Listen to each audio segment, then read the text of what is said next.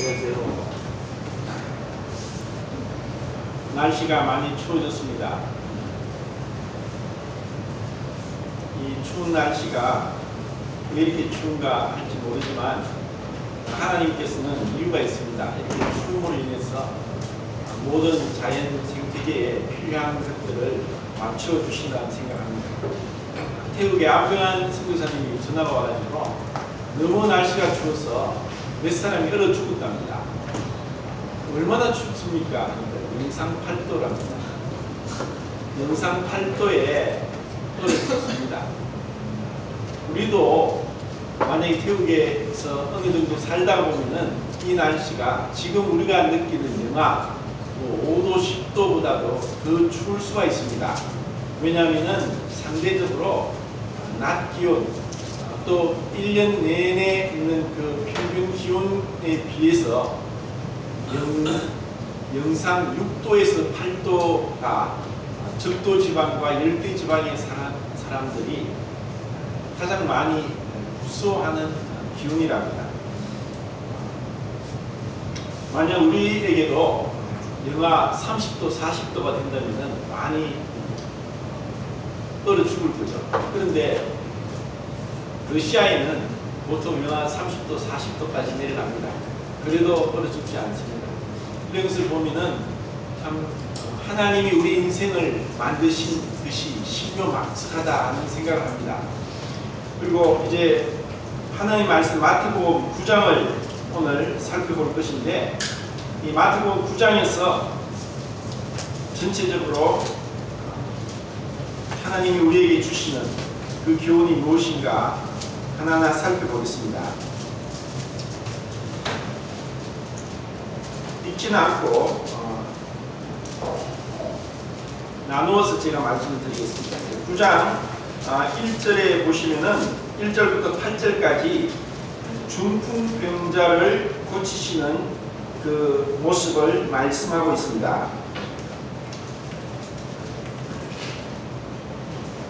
예수님이 이제 본 동네라고 하는 것은 가버나움을 얘기합니다.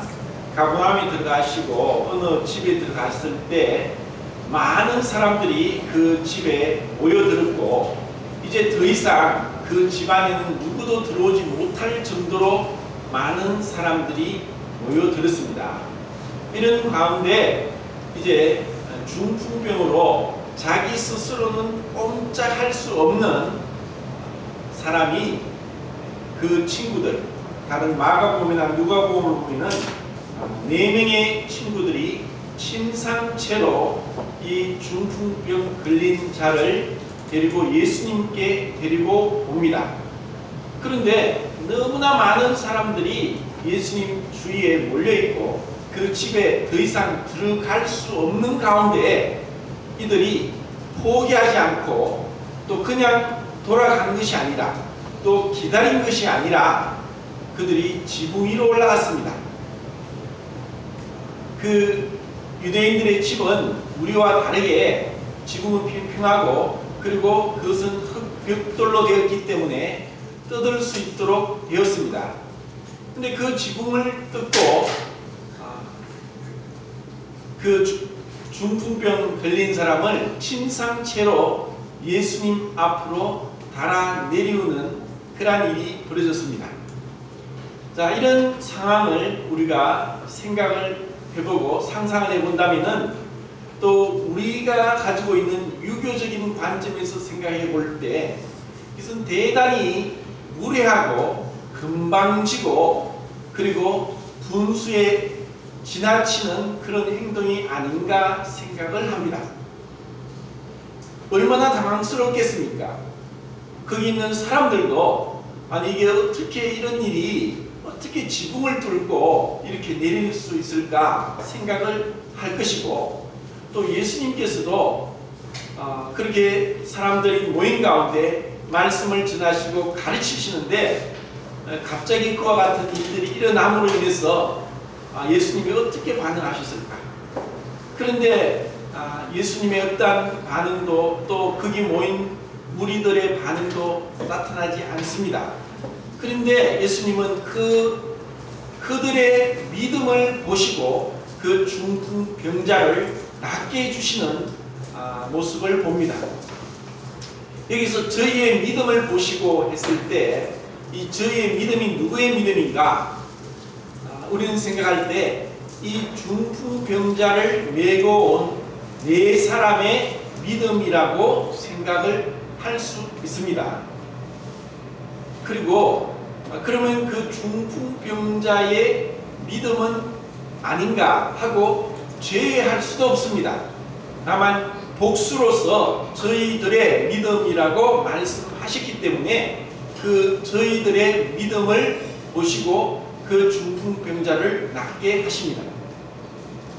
그러면 이 저희들의 믿음을 생각하면서 우리에게는 이와 같은 사건들을 통해서 무엇을 가르쳐 주실까? 우리는 아는 대로 구원받기 위해서는 믿음이 필요합니다.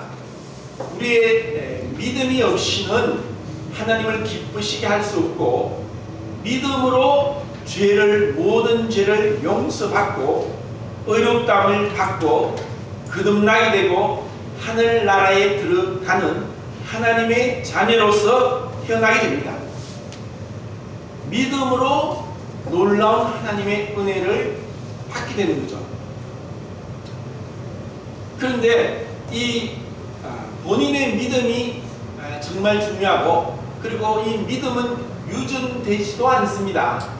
부모가 믿었다고 해서 자녀들이 그 믿는 부모 밑에 태어났으니까, 흔히 말하는 모태신앙이니까, 나는 부모님이 뱃속에서부터 나를 교회에 데리고 가셨으니까 그래서 그 믿음으로 모태신앙으로 믿는다고 하는 자들은 잘못된 것입니다.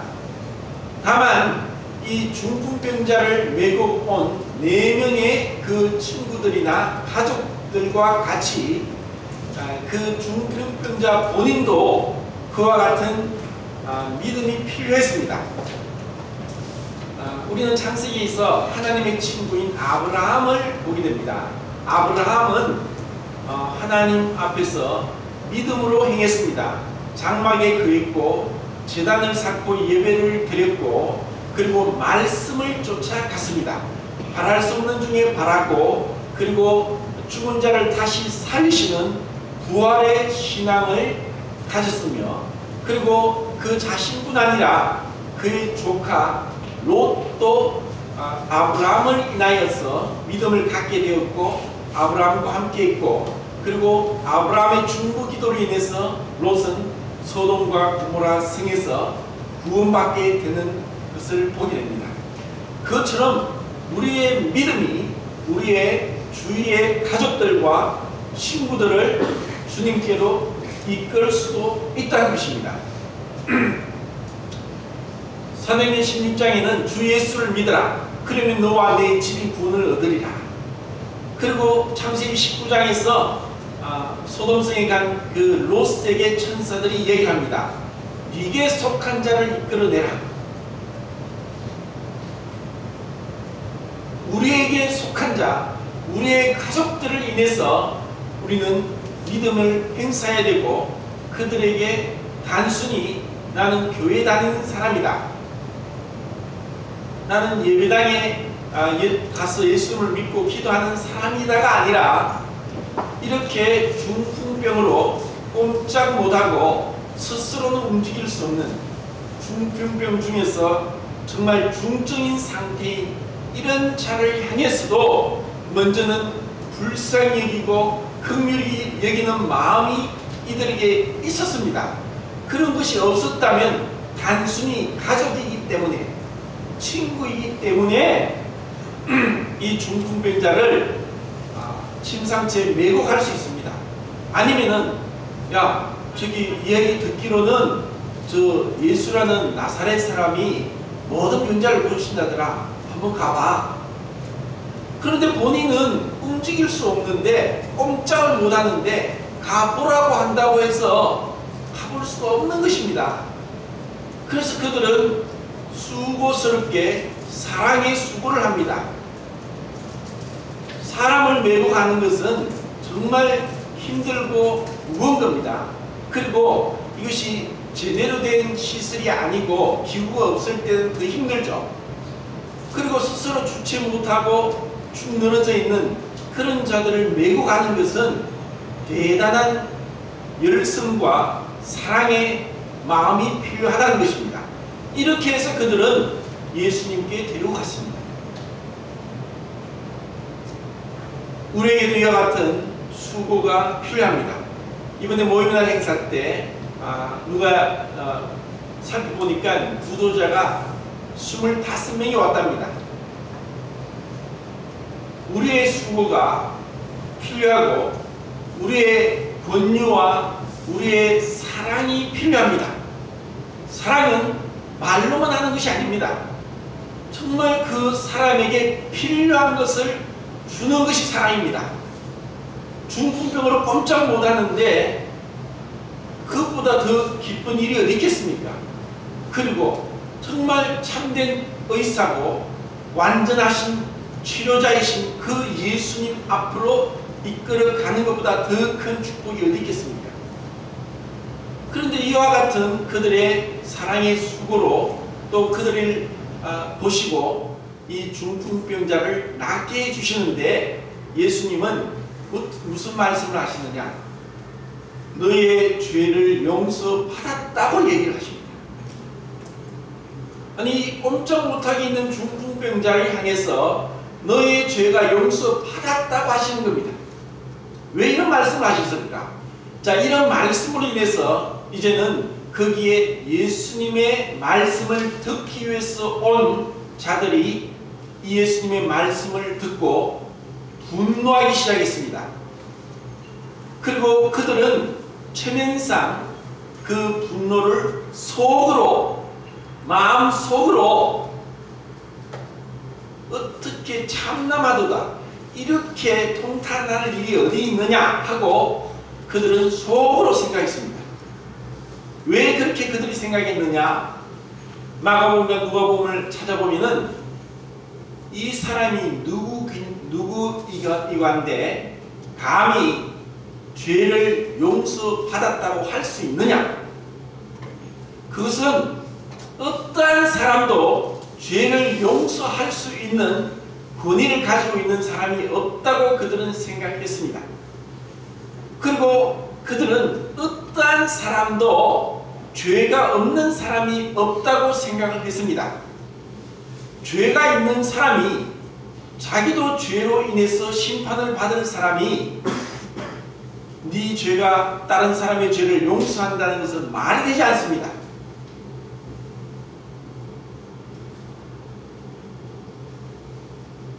그런 이유로 이 사람이 누구간데 감히 죄를 용서하겠느냐 할 수 있느냐?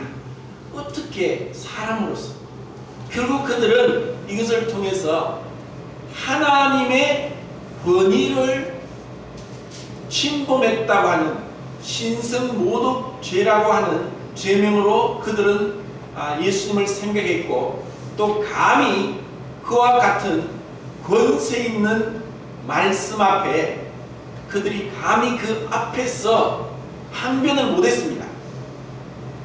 사람들은 그렇습니다.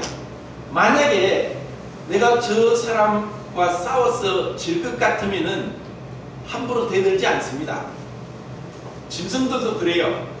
자기가 봐서 싸울 수 있으면 싸우지 안 되면 도망부터 갑니다.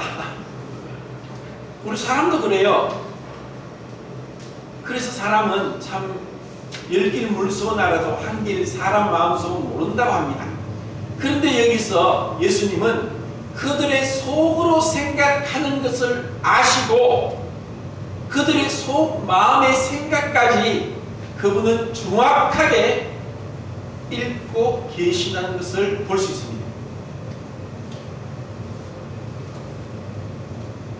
지금 우리의 생각도 그분 앞에 숨길 수가 없습니다. 우리는 생각하고 잊어버릴 수 있지만 그 잊어버린 생각조차도 하나님 앞에 기록되고 기억되고 그 것으로 인해서 심판을 받는다고 말씀합니다.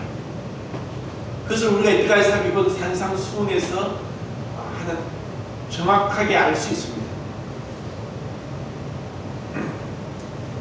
그래서 이러한 자들에게 예수님이 뭐라고 하시냐, 너희들 생각에 이 너희 죄를 용서받았다는 하는 말과 이제 네가 침상을 들고 걸어가라고 하는 말 중에서 어느 것이 더 쉽겠느냐 하고 그들에게 질문을 하십니다.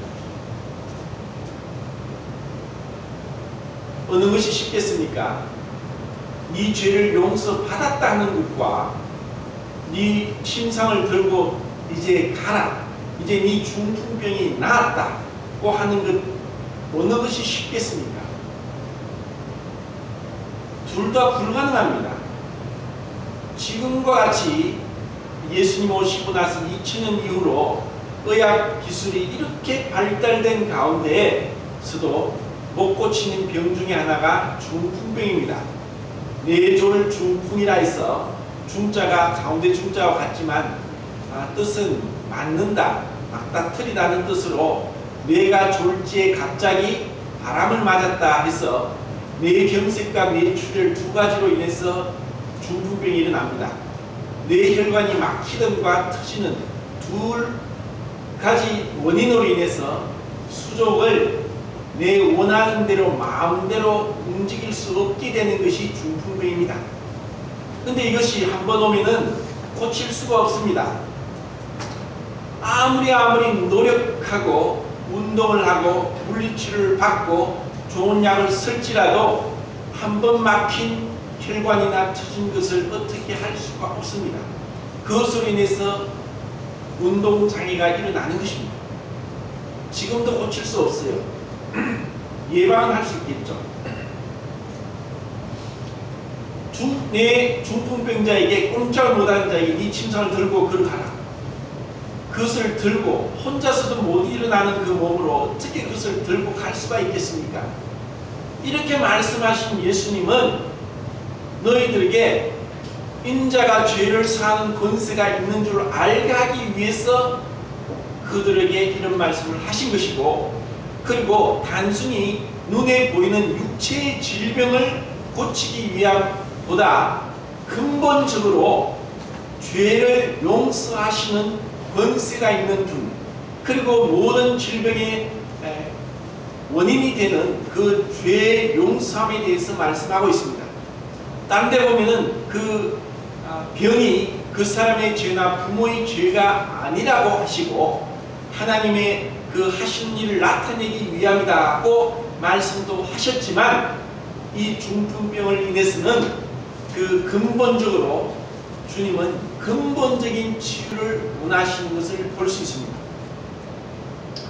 이렇게 해서 이 중풍병자를 낫게 되고, 그리고 이것을 인해서 무리들이 이런 권세를 사람에게 주신 하나님께 영광을 돌린다 하고 말씀했습니다. 이 한 번의 사건을 통해서도 우리에게 정직한 마음과 그리고 겸손한 마음이 있다면 예수님을 향해서 나의 주, 나의 하나님, 나의 구세주, 나의 왕이여 하고 그분 앞에 무릎 꿇을 수 있을 것입니다. 예수님은 제자들에게 귀신을 쫓아내는 권세와 그리고 능력을 부여하시고 그들을 파송하시는 것을 이제 누가복음 8장인가 말씀하고 있습니다. 권세와 능력은 이제 주님께서 가지고 계시고 그것을 믿는 자들에게 부여하십니다. 이 권세는 바로 하나님, 창조의 하나님, 이 세상 만물을 주관하시는 그 하나님의 권세입니다. 그리고 분명히 하나님만 가지고 계셔야 될 권세를 사람이 가지고 있는 것을 바라보면서 이 예수님이 단순한 4대 스님 중에 한 사람이 아니라 하나님 되심을 여기서 말씀하고 있습니다. 많은 사람들이 예수님을 잘못 오해하고 잘못 믿고 있는 것을 보게 되는데, 그분은 사람이시고 완전한 하나님이심을 그분의 행하심을 통해서, 그분의 이름을 통해서, 그분의 말씀을 통해서 우리는 알 수가 있습니다. 그리고 이제 9절부터는 예수께서 마태라는 사람이 세간에 앉아 있는 것을 보시고 나를 쫓으라 하시니 일어나 쫓게 되었다 하는 너무나 짤막한, 간략하게 이 마태라는 사람에 대해서 기술하고 있습니다.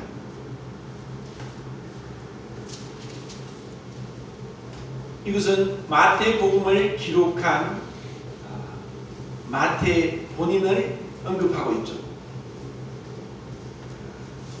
그리고 10절에 예수께서 마태의 집에 들어가셔서 음식을 잡수시고 많은 세리와 죄인들이 제자와 함께 예수님이 음식 드시는 걸 보고 11절에 바리새인들이 보고 그 제자들에게 이르되 어찌하여 너희 선생은 세리와 죄인들과 함께 잡수시느냐, 이렇게 비난을 하게 되는 것을 봅니다. 이 당시에 유대인의 상황을 아셔야지 이 말씀의 의미를 정확하게 헤아릴 수가 있는데, 이 당시에 마태라는 사람의 직업은 세리였고, 그 세리는 죄인 취급을 받았으며 죄인 중에서도 가장 그들 나름대로 등급을 매겨서 창녀와 동급으로 세리를 멸시했고 천대시했습니다. 왜냐? 그들은 이미 주권을 잃어버리고 로마의 속국이 되었습니다. 세리는 그 로마를 위해서 같은 민족인 유대인의 하여금 세금을 받습니다.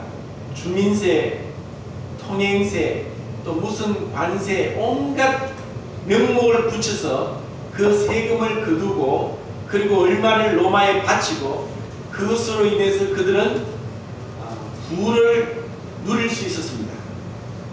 옛날 우리나라로 말하면 친일파였죠. 일본 앞잡이가 되어서 우리나라 사람들에게 가장 악행을 행했던 자들입니다. 이러한 세리 마태를 향해서 예수님이 하신 말씀은 마태를 그냥 부르십니다.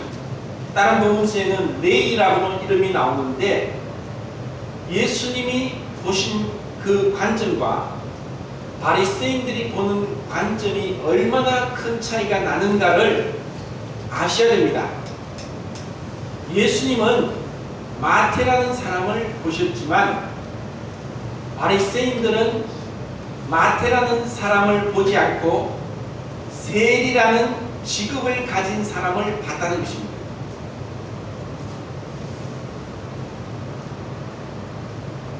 이것은 오늘날 우리에게도 중요합니다. 우리는 사람을 볼 때 그 사람의 직업, 학력,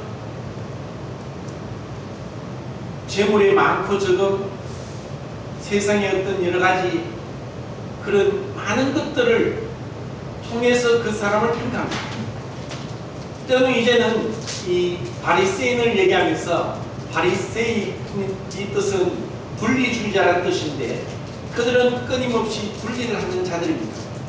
그리고 이 바리새인들은 오해를 하는 것이 있는데, 정말 대단히 종교적이고 종교적인 열심과 선행과 자기 절제와 금욕과 훈련에 대해서 뛰어난 세인들의 존경을 받는 자들이었습니다.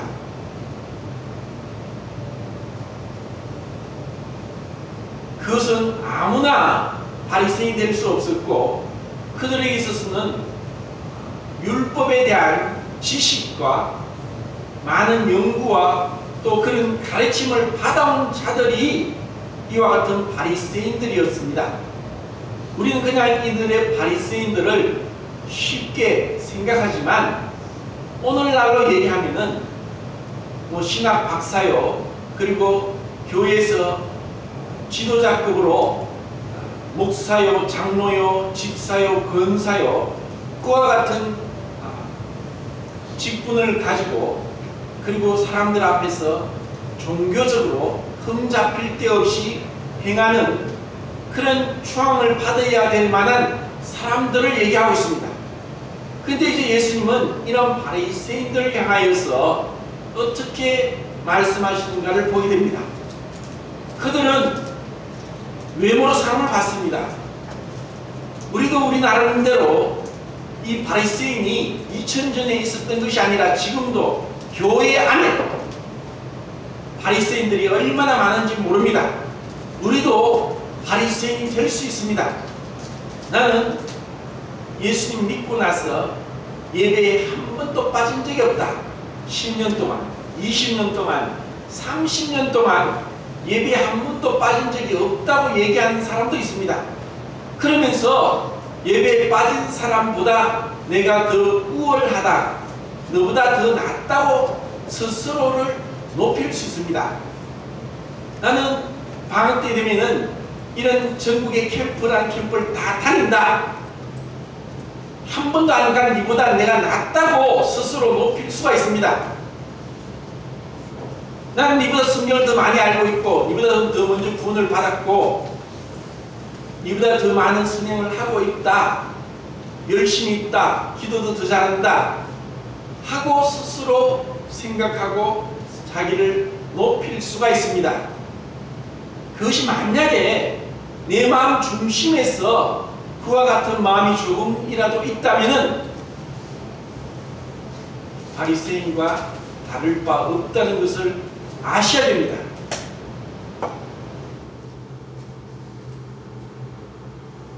우리는 이 죄를 너무나 쉽게 생각합니다. 나름대로 이 죄보다 이 죄가 더 나쁘다. 그래도 다른 사람에 대한 평가보다 자기 자신을 더 관대하게 볼 수 있습니다. 그러면서 나름대로 자기의 나름대로 선과 악에 대한 기준을 세웁니다. 그것이 죄입니다.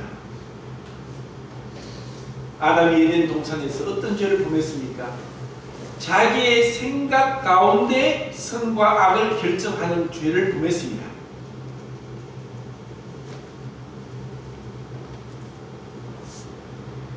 이것이 참으로 무섭고, 이 대수롭지 않게 생각하는 내 생각에서 일어나는 수많은 그런 많은 그 잔상들의 그 찌꺼기들이 우리는 지나가고 지나가지만 하나님 앞에서는 가증스러운 것이고, 그것으로 인해서 하나님 대신 그 하나님의 아들께서 이 땅에 오셔서 인간의 몸을 입고 죽기까지 하셔야만 할 만큼 하나님의 거룩과 하나님의 공의로우심은 높고 높다는 것을 아셔야 됩니다.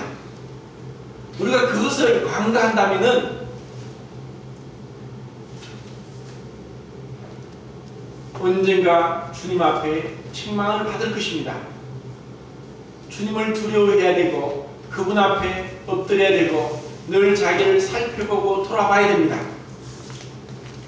사람들은 세리를 받습니다. 창녀와 동일한 죄인을 받고 멸시하고 천대받고 비난받고 손가락질 받는 세리를 보았지만,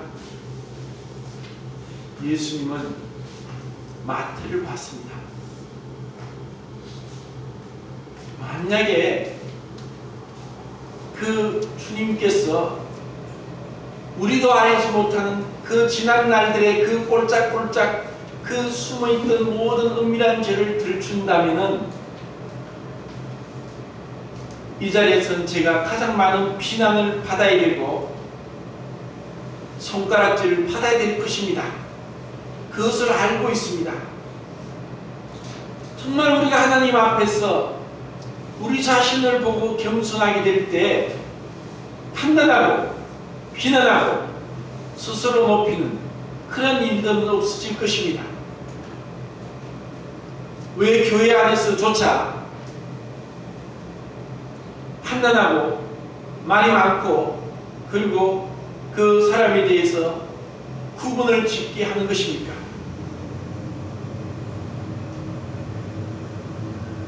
우리가 정말 용서받은 자라면 1만 달란트 빚진 자라고 내가 안다면은 더 주님 앞에 낮은 심령으로 그를 위해서 기도하는 것이 그리스도인의 마음이고 주님의 제자들의 모습입니다. 사도행전 15장에 보면 이스라엘 초대왕 사울이 사무엘의 말을 불순종하고 아말렉을 다 쳐 죽이라고 했는데 그가 보기에 좋은 것만 남겨두었습니다. 왜 이렇게 했느냐 했을 때 내 생각에는 이렇게 좋은 것을 남겨서 하나님께 제사로 드리려고 하였습니다 했습니다. 그 얘기를 듣고 사무엘은 밤새도록 사울 왕을 인해서 근심하며 기도했습니다.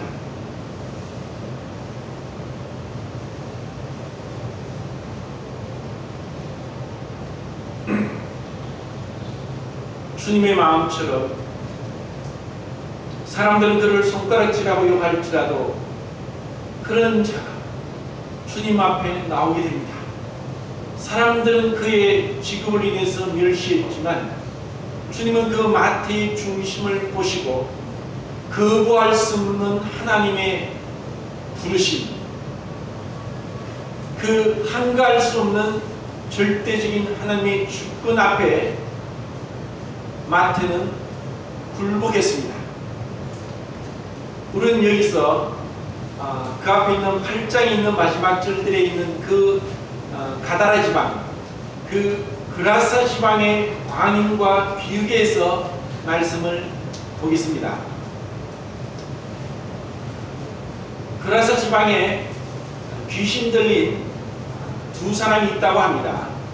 근데 이들은 쇠고랑으로 묶어둬도 그것을 끊어버릴 정도로 힘이 셌고 여러 사람들을 해치고 옷을 다 벗고 설치면서 미친 사람처럼 아무도 그를 제어할 수 없었습니다. 그리고 그들은 무덤 사이에서 그들이 집을 만들고 무덤 공동묘지 속에 가운데서 살고 있었습니다. 그래서 아무도 그 주위로 갈 수가 없었습니다. 가려고도 하지 않았죠. 그런데 예수님이 그쪽으로 지나시면서 그들을 향해서 나가라 하고 그냥 명령을 하셨습니다.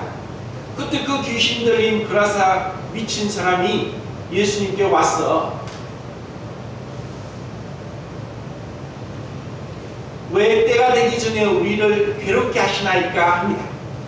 예수님이 질문하십니다. 네 이름이 무엇이냐? 그들이 대답하기를 내 이름은 군대니 우리가 많음이니이다. 이렇게 이상한 대답을 합니다. 내 이름은 군대이니 우리가 많음이다.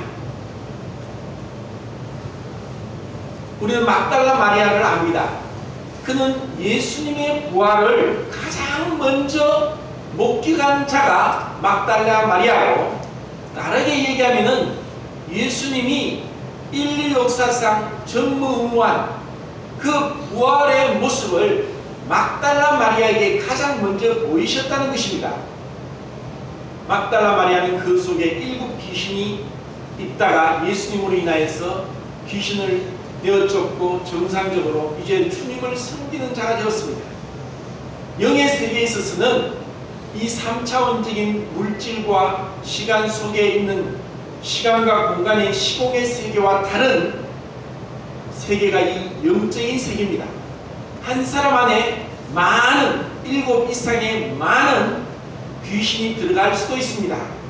귀신의 능력과 영의 세계에 대해서 우리는 제한적으로 알고 있지만 성경을 볼 때 이것은 우리의 상상을 초월한다는 것입니다. 그래서 이 사람에 의해서 이 귀신은 이 사람들을 붙잡고 미친 사람처럼 사람들과 격리시켜서 행했습니다. 그런데 예수님은 그것을 아셨습니다. 나가라. 그리고 그들이 또 예수님의 능력을 알고 당신은 하나님의 아들입니다. 때가 되기 전에 우리를 괴롭게 하지 마시고 우리를 상관하지 마십시오. 귀신은 하나님을 알았습니다. 예수님을 알았습니다. 그분이 하나님의 아들이심을 알고 그분이 바로 그들을 무저항에 던져넣고 심판하시는 분인 걸 알고 있었음에도 불구하고 우리를 괴롭게 하지 마십시오. 무슨 상관이 있습니까? 하고 벗어나는 것입니다. 여기서 죄가 무엇인가 실체를 명확하게 봅니다. 그 죄는 독립적인 것이고 간섭을 받지 않는 것입니다. 누구의 간섭? 하나님의 간섭. 그리고 이제 죄는 우리 가운데서 사람들의 말도 듣지 않는 가운데 마치 그라사 광인 이들처럼 사람들이 제어할 수 없는 것처럼 그것은 어디서부터? 뱃속에서부터 어린 아기의 순진한 해맑은 웃음 속에서도 그 보드라운 피부와 해맑은 눈동자 속에서도 그 고집과 그 제어할 수 없는 자는 숨겨져 있습니다. 그래서 보이는 부모에게 순종하지 않고 보이지 않는 하나님께 순종할 수 없기 때문에 어릴 때 가정교육이 중요합니다. 내가 그 부모의 권세 아래 순종하는 것을 못 배웠기 때문에 직장에서도 교회에서도 내 속에서 일어나는 그 권위에 대한 불순종이 있다는 것입니다. 주님 우리의 마음을 아십니다. 정말 우리를 긍휼히 여기시고 그분의 권위 앞에 그분의 말씀 앞에 그리고 우리에게 공동체가 필요합니다. 공동체를 통해서 내 자신을 보게 됩니다. 공동체를 통해서 우리는 하나님의 사람으로 다듬어가고 변화됩니다. 갈라디아서에 보면 너무나 놀라운 말씀이 있는데 예수님의 수제자요 유대인의 사도요 그리고 천국 열쇠를 부여받았던 위대한 사도 중의 사도 베드로를 향해서 사도 측에도 감당하지 못할 정도로 믿는 자들을 방해했고 죽였고 그리고 예수님을 살아있을 때 보지 못했지만 부활한 주님을 목격하고 마지막으로 사도의 대회에 합류한 바울이 베드로를 향해서 책망합니다. 많은 사람 앞에서 베드로를 책망합니다. 네가 감히 유대인으로 율법을 지키지도 못하면서 이방인들과 함께 먹다가 유대인들이 오니까 그 유대인들을 두려워서 숨어버렸느냐? 왜 유대인으로서 율법을 지키지 못하면서 그렇게 다른 사람들을 시험하게 했고 바나바까지 유혹에 흔들리도록 했느냐? 하고 공개적인 책망을 했습니다.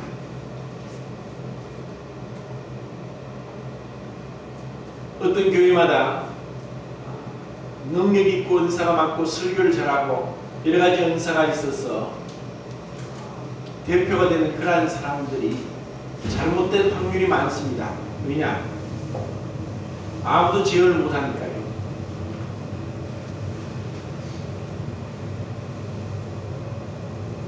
어떤 위대한 하나님의 사람도 성경을 완벽하게 완전하게 해석한 사람이 없었으며 그 안에서 오류를 발견할 수 없는 사람이 없다는 것을 아셔야 됩니다.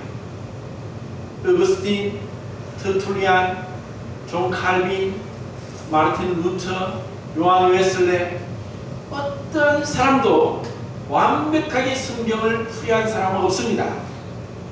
그렇지만 하나님은 그들을 쓰셨습니다. 그래서 우리에게는 서로서로 권면이 필요합니다. 그것은 죄로 인하여서 일어나는 것이 아니라 사랑함으로 그리고 주님 앞에서 정직함으로 우리는 서로에게 그와 같은 피차 권면하라, 서로서로 존경하라 하는 말씀이 필요한 것입니다. 우리는 고침받아야 되고 다듬을 받아야 됩니다. 많은 사람들은 오늘날 대형교회를 선호합니다. 그곳에 가서 숨어있다가 타치받지 않고 마음대로 종교적인 열심을 내다가 내 하고 싶은 대로 갈 때 가고 말 때 맙니다. 예배가 1부 예배부터 뭐 7, 8부 예배까지 있으니까 내 가고 싶을 때 1시간 갔다가 나머지 내 마음대로 합니다. 그리고 남들이 간섭 받지 않습니다. 그것은 죄입니다. 그것으로 인해서 하나님의 사람으로 고침을 받지 못합니다. 우리에게는 절대적으로 함께하는 것이 필요합니다. 그리고 서로를 인해서 진심 어린 충고가 필요합니다. 그리고 그것을 받을 수 있는 겸손함이 우리에게 요구됩니다. 내가 그 말을 듣지 아니할 때 내 생각의 옳고 그름을 스스로 판단할 수 없습니다. 말하는 입은 하나지만 듣는 귀는 두 개고 귀를 통해서 필명 감각을 유지합니다. 내 안에 세방고리관이 있어서 X, Y, Z 축 있는 것처럼 그렇게 세 개가 직각으로 있으면서 그 안에 신경이 있고 그리고 림프액이 흐르면서 좌로 우로 움직이는 것을 통해서 내가 균형이 있는지 없는지 보게 하는 것이 바로 귀의 역할이듯이 두 사람 이상이 내 말고 다른 사람이 보아야만 진정한 내 모습을 볼 수 있습니다. 지금 바리새인들은 대단한 착각 속에 살고 있고 오늘날 너무나 많은 교회 다니는 사람들이 자기가 바리새인인 줄도 모르고 살아가고 있습니다. 교회 안에서는 대단한 직분을 갖고 칭찬을 받고 또 하나님의 거룩한 사람인 것처럼 행하지만 정작 그들이 가정에서는 아내에게는 남편에게는 자식에게는 친척들에게는 이기적이고 집밖에 모르고 욕심 많고 배려하지 않고 함부로 행하고 자기 욕심대로 행한다고 하는 그런 비난을 받는 자들은 바리새인입니다. 우리의 신앙은 교회 안에만 머무는 것이 아닙니다. 교회 안에서만 칭찬받고 교회 안에서만 사람들 눈에 보이는 대로 칭찬받는 것이 자기의 참된 믿음의 실체가 아니라는 것을 봐야 됩니다.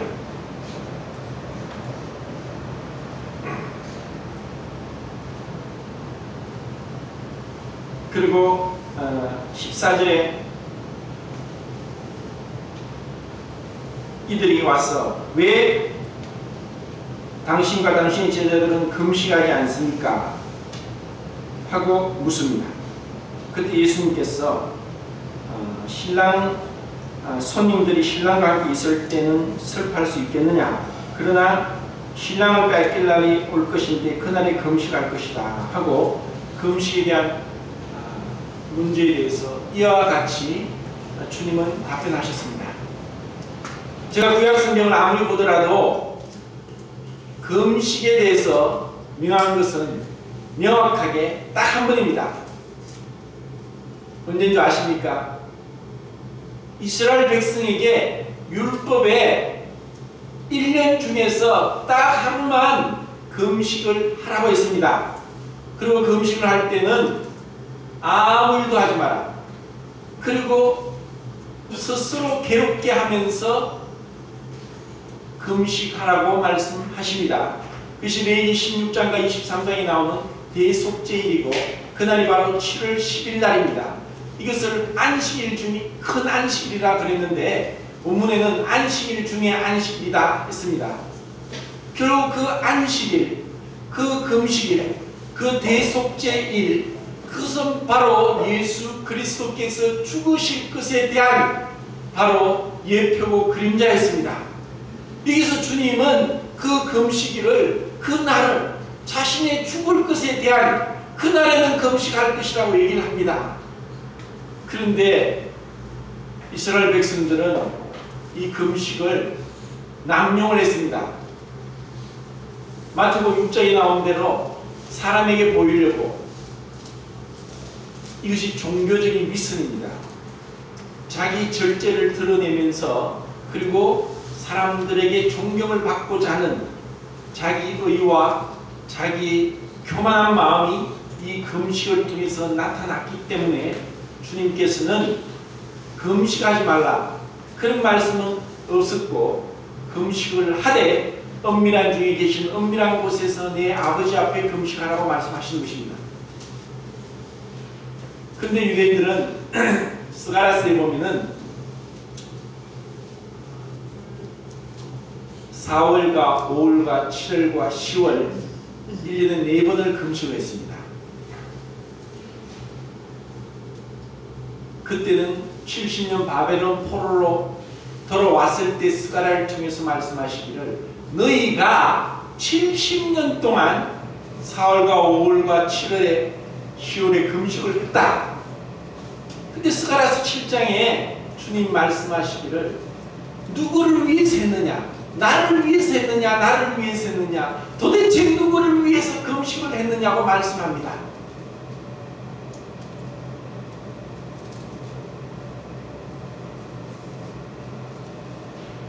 우리는 누구를 위해서, 무엇을 위해서 신앙생활합니까?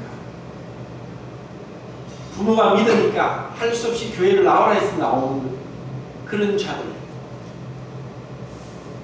아니면 내가 교회를 나와서 무엇을 하면서 내 스스로 자부심도 느끼고 또 내 스스로 위로를 삼으면서 그래서 나오고, 어떤 경우에는 내가 지옥 가지 않기 위해서, 하나님의 복 받기 위해서 11조금을 하고 또 예배를 참석하고 또 때로는 금식도 하고 전도도 하고 많은 일들을 할 수가 있지만, 정말 우리는 이 말씀을 통해서 도대체 나의 목적이 무엇이냐, 내가 무엇을 바라고 하느냐, 이 모든 것들 가운데서 자기를 위해서, 자기의 영광을 위해서, 자기의 교만을 위해서, 자기의 의를 내세우기 위해서 하고 있다는 것입니다. 바리새인들은 지금 어떻게 또 금식을 한 줄 압니까? 일주일에 2번씩 금식을 했습니다. 월요일과 목요일. 누가 하라고 했습니까? 왜 말씀에도 없는 것을 하고 있습니까? 그러면서도 그것을 사람들이 내가 금식하고 있다는 것을 표를 내고 있습니다. 그러면서 왜 금식은 너무나 어려운 것입니다. 자기 실제가 안 되면 못합니다. 어떻게 음식을 거절할 수 있겠습니까? 그런데 그것을 통해서 그들은 또 죄를 범하고 있다는 것입니다. 주님 우리를 긍휼히 여기시고, 정말 우리는 제가 오늘 이 금식에 대해서만 1시간 살펴보기를 원했지만 그러면은 또 너무 깊이 들어가서 어려울 수도 있을 것 같아서 그냥 지나갑니다. 이제 올 한 해가 마지막 주일 52주 52번째 주를 우리는 맞이하고 있습니다. 하나님께서 은혜를 주셔서 우리가 남들보다 더 나은 것도 없고 잘난 것도 없고 선한 일도 행하지 아니했지만 하나님의 은혜로 이제 마지막 주일을 하나님 앞에 보낼 수 있도록 주셨습니다.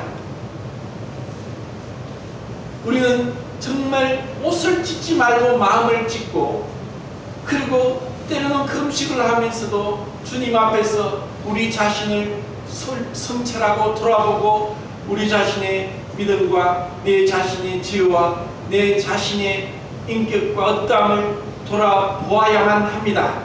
그래서 우리는 주님의 은혜로운 손길을 경험해야 됩니다. 정말 주님 앞에서 내가 어떠한 자인지를 봐야 됩니다. 나의 신앙을 점검을 해야 되고, 잘못된 것에 대해서는 고치도록 마음을 정해야 되고 회개를 해야 되고, 그리고 하나님 앞에 열심이 없는 것에서 열심을 내야 되고, 그리고 그와 같은 열심들이 내 자신을 위한 것이 아니라 주님을 위한, 주님의 은혜에 대해서 감사해서 주님의 그 사랑에 감동되어서 그 일을 해야 된다는 것입니다. 왜? 그분은 우리의 절대적인 충성과 사랑과 믿음을 받으시기에 지극히 합당하시기 때문입니다. 그 영광스러운 그 존귀와 영광을 관쓰신 그 주님께서 우리를 위해서, 나를 위해서 하늘 보좌를 버리시고 이때까지 오셨고, 나를 위해서 십자가를 지셨고 나를 위해서 부끄러움을 개의치 않고 옷벗김을 당하시고 침뱉음을 받으시고 뺨을 맞으시고 못에 찔리시고 가시면류관을 쓰고 그렇게 주님은 죽으셔야 했는데 왜 우리가 예배를 드리는 데 있어서 준비를 하고 정말 주님 앞에 예배를 드리고자 하는 마음이 아니라 사람 앞에서 사람의 그런 체면 가운데서 하려고 합니까? 왜 우리가 몰입하지 못하고 주님 앞에 엎드리지 못합니까? 우리가 영원토록 주님을 찬양하게 될 것입니다. 우리가 왜 사람들 앞에서 우리가 치우치는 양극단은 사람 앞에서만 행하려고 하는 이 바리새인들의 그 위선 가운데 빠질 수가 있고, 아니면 또 한 가지 이와 같은 형식을 무시하고 나는 하나님을 믿는다, 나는 하나님을 섬기니까 이러한 우리끼리의 집회와 우리끼리의 규칙에 대해서 전혀 상관하지 않고 내 마음대로 행하면서도 하나님을 섬긴다고 할 수 있고, 하나님 내가 예배는 참석하지 않았지만 내가 전도를 했으니까 됐죠?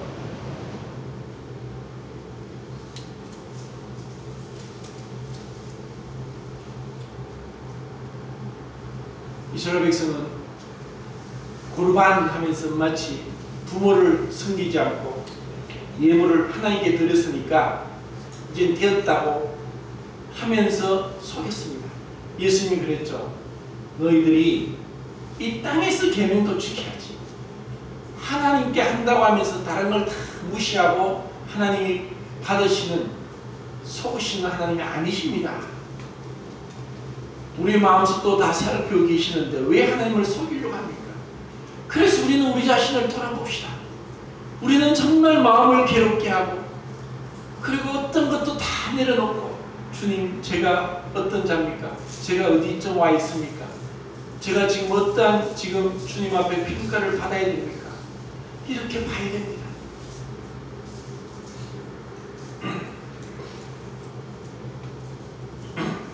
예수님이 누룩에 대해서 말씀하시면서 바리새인의 누룩과 헤롯의 누룩과 사두개인의 누룩을 조심하라고 했고, 바리새인의 누룩은 종교적인 외식, 그리고 그 마음 중심에 긍휼이 없는 마음, 사두개인의 누룩은 인본주의적인 외식, 내가 하나님의 영광을 위하지 않고 내가 복받기 위해서, 내가 지옥 가지 않고 천국 가기 위해서 라고 생각하면서 이 하나님의 복음의 가치를 자기 중심적으로 만들어버리는 것이 바로 사두개인의 누룩이고, 헤롯의 누룩은 바로 이 세속적이고 현실적인 것을 인해서 그들은 하나님의 말씀을 저버리는 것입니다. 우리는 8장 마지막에 그 그라사인의 광인들을 통해서 이들에게 있던 아무도 그들을 가까이 가지 못하던 자들이 예수님의 명령으로 귀신이 쫓겨날 때 그들이 우리를 죽이던 돼지떼개로 들어가게 해달라고 해서 돼지떼가 2,000마리 정도 되었는데 그 안에 들어가게 되고, 그 2,000마리 된 돼지떼가 낭떠러지로 그냥 달려가서 떨어져 다 죽게 됩니다. 이와 같이 기적 같은 일들을 바라보고 그들이 예수님께 한 요청은 우리 마을을 떠나가십시오. 왜 그랬을까요? 그들은 지극히 현실적이고 계산이 빠른 사람입니다. 그들의 재산이 그렇게 이루어졌습니다. 그들에게 있어서는 그 귀신 들려서 미쳐서 옷을 벌벗고 쇠고랑을 채도 안 되고 무덤 사이에 거하고 사람들을 해롭게 하는 그 사람이 귀신 들렸다 나음받고 깨끗하게 된 것에 대한 기쁨과 감사보다는 그들은 현실적인 돈에 대해서, 그들의 필요한 그 이익에 대해서 더 그것을 가치 있게 생각했습니다. 마치 에서가 장자권을 야곱에게 팥죽 한 그릇에 팔아 넘긴 같이 망령된 행동이고, 오늘날도 이 하나님 앞에서 우리가 경건하게 나오는 것보다도 현실적으로 내가 필요한 그러한 돈에 대해서, 명예에 대해서, 사람들의 체면에 대해서 그것을 더 귀중히 여기는 사람들이 있다는 것입니다.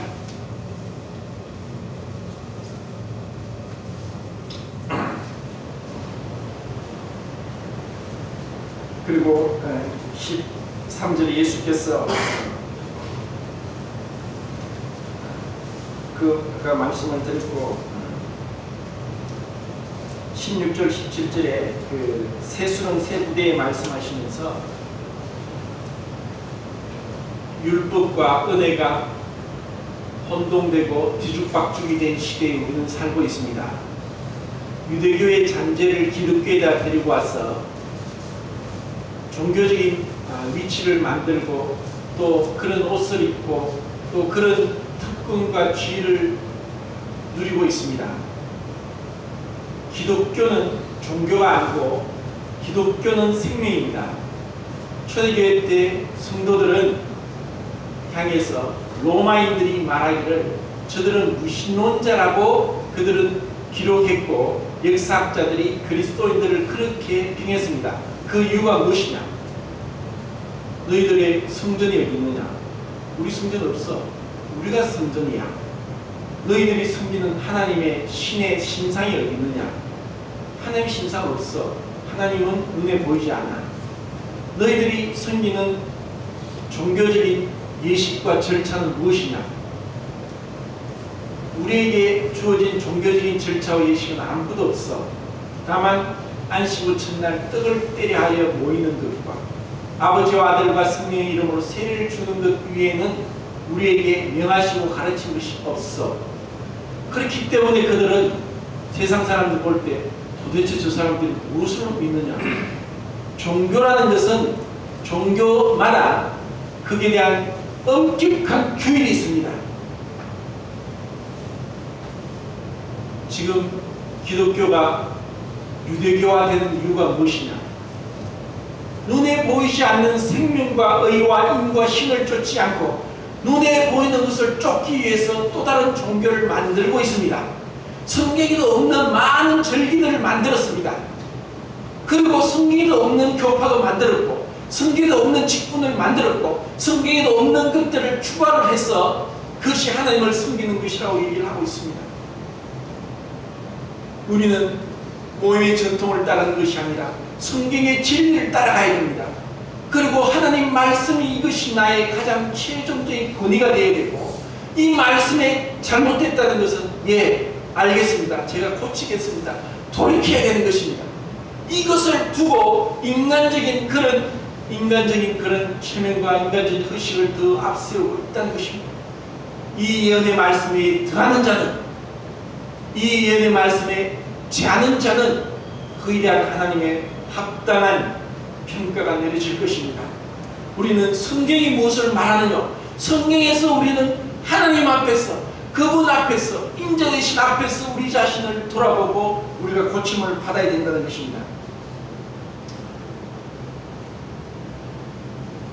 이제 시간이 다 됐습니다. 이제 나머지는 12년 동안 혈류병을 앓는 여자와 그리고 12살 된 어린아이를 야이로의 딸을 살려주는 것을 보면서 이제 예수님은 12년 동안 혈류병을 앓는 여자는 레위기 15장에서 그들 가까이 하지 마라. 그가 앉은 자리도 부정하다. 그가 만진 그릇이 사기그릇이면 깨뜨리라. 먹기면은 물에 씻어라. 그와 어떠한 접촉도 하지 마라 하고 그를 문둥병자처럼 멸시했고 천대했습니다. 그리고 마가복음과 누가복음 보면 이 병을 고치기 위해서 모든 재산을 다 허비했고 모든 의사한테 찾아갔지만 못 고쳤습니다. 그리고 야이로의 딸 이 12살 된 소녀를 죽은 자를 살리는 주님의 모습을 봅니다. 왜 12년이라는 숫자를 말씀하셨을까요? 12살 된 어린 소녀, 사람들의 안중에 없는 무관심한 대상입니다. 12년 동안 혈류병을 앓는 여자, 세리와 죄인과 창기들처럼 멸시하고 손가락질하고 돌 던져서 쫓아낼 자들입니다. 주님은 이런 자들을 만나십니다. 우리에게 참 은혜가 필요합니다. 예수님이 행하신 것처럼 우리가 그 길을 따라가길 원합니다. 인간이 만든 종교적인 보기 좋은 껍데기에 속지 마십시오. 내 스스로 하나님 앞에서 행하지 않고 사람 앞에 행함으로 스스로 잘난 체하고 어깨를 우쭐하고 다른 사람을 비난하고 다른 사람을 판단하고 정죄하는 어리석은 죄에 빠지지 마십시오. 주님이 이렇게 사회적으로 약자고 보잘것없는 자들을 향해서 얼마나 인자롭게 불쌍히 여기고 그들을 가까이 하십니까? 예수님의 기적은 이루 헤아릴 것이 많지만 이제 마태는 이와 같이 세리였던 자기와 12살 된 소녀의 죽음과 12년 동안 혈육병으로 아무도 그를 만지지 않았던 그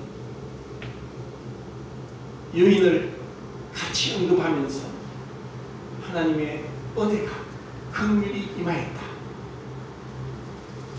주님이 여기서 민망히 여기시고 불쌍히 여기있다는 말씀은 내장이 뒤끊어지듯이 고통스러운 것이라는 단어와 똑같은 단어를 쓰면서 민망히 여겼다고 합니다. 주님이 우리를 구원하신 것은 그분의 공의와는 상반되는 사랑이 나타날 수 있었던 것은 우리를 향한 전적인 불쌍히 여기는 마음입니다. 이제 요엘서를 보고 말씀을 마치겠습니다. 요엘서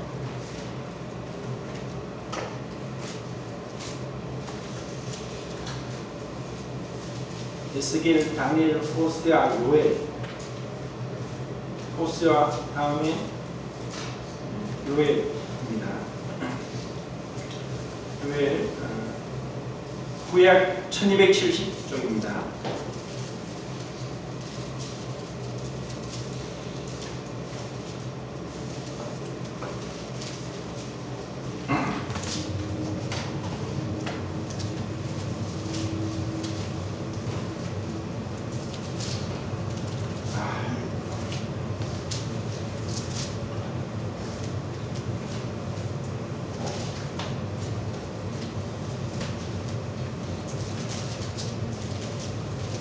이 장 12절 13절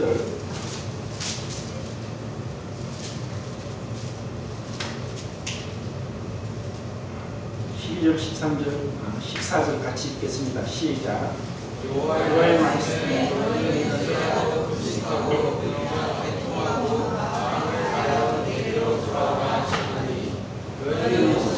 말고 마음을 짓고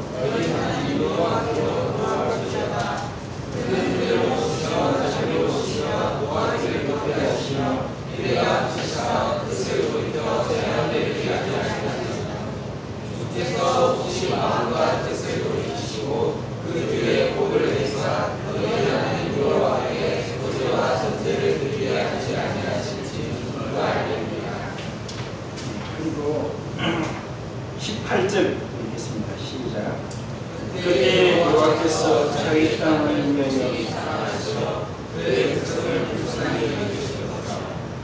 여기 옛날 개정에게는 그 땅을 위하여 중심이 뜨거우시며 그 백성을 긍휼히 여길 것이라. 요엘 선지자를 통해서 요엘 선지자는 BC 830년 유다 요아스 왕 때 여호와의 날에 대해서 예언을 하면서 구약 성경의 사도행전이라고 할 정도로 성령의 오심에 대해서 예언을 하고 있습니다.